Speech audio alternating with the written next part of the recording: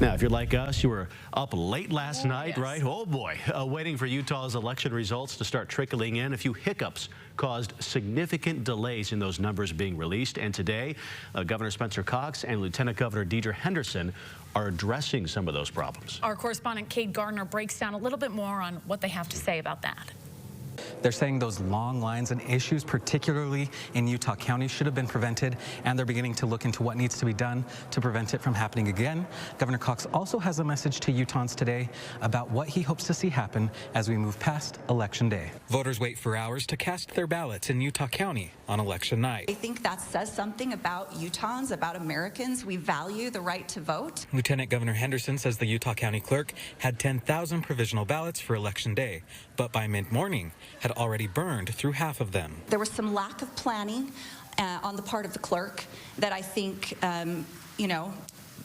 caused some problems that were unnecessary. As lines began to grow longer, they soon learned other counties didn't have enough extra to help, so the state sent a plane to Arizona to get some ballot paper. Governor Cox says the paper likely cost $4,000, and by the end of the night, the county issued more than 20,000 provisional ballots. County clerk is responsible for figuring out what voting should look like in their counties.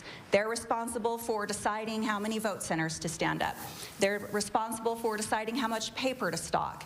They're responsible for deciding how much ink to have on hand. And these are decisions that the state, that my office does not make. These are independently elected county clerks, and it's their responsibility to make sure that the voters in their county, no matter how many voters want to show up and vote, have that opportunity to do so. She says they are now looking at what her office can do to prevent this in the future. We shouldn't be focusing on changing the world. We should be focusing on changing our neighborhoods, making our communities stronger. Ultimately, that is how you change the world. Governor Cox using today to acknowledge he knows much of the country is divided politically, but says we are all more alike than different. Utahns and Utah can show the rest of the nation that there is a better way, a hopeful way, an optimistic way, and that's what makes America great. It is not her presidents, it's not her governors or lieutenant governors. It's everyday people in every neighborhood.